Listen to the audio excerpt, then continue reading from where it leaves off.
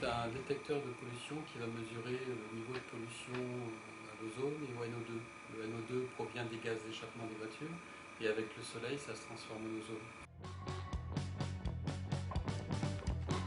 C'est un appareil qui se porte facilement à la ceinture, donc on peut aller faire son jogging tranquillement avec.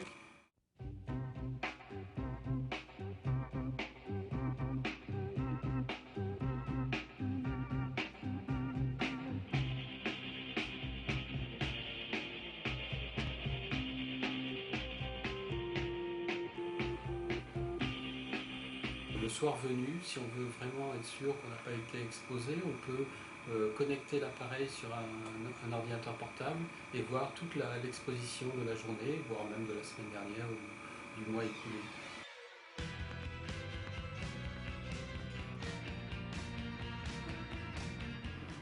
L'RLR, qui est l'association Air Languedoc-Roussillon, est en étroite collaboration avec nous. Elle nous aide énormément pour pouvoir vérifier la justesse de nos appareils sur le terrain.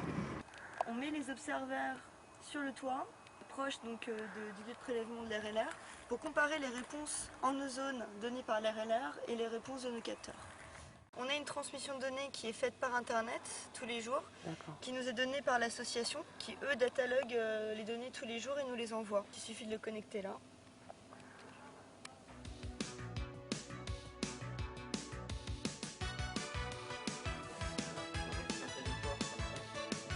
Fabriqué en France, ça a été une volonté première et donc la société a été créée en France et restera en France. C'est vrai que jusqu'à présent, les appareils qui existaient étaient des appareils qui étaient destinés aux professionnels et coûtaient environ 1 000 €. Donc c'est complètement inabordable pour le grand public. Donc nous, résolument, on a conçu un appareil dès le départ qui coûte moins de 100 € hors taxe. Il est à 98 € hors taxe.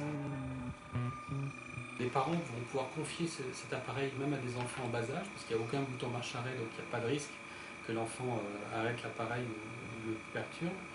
Et le soir venu, le parent va pouvoir vérifier que son enfant n'a pas été trop exposé, et même lui conseiller de prendre un autre chemin moins pollué.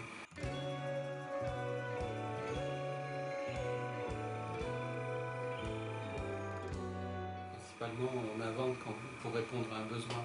Et là, en l'occurrence, il y avait un besoin de connaître la pollution, le niveau de pollution en temps réel pour les personnes fragiles comme les asthmatiques. Donc j'ai essayé de mettre au point cet appareil. Le petit bruit qu'on entendait, c'est en fait un banc de test pour nos capteurs de particules.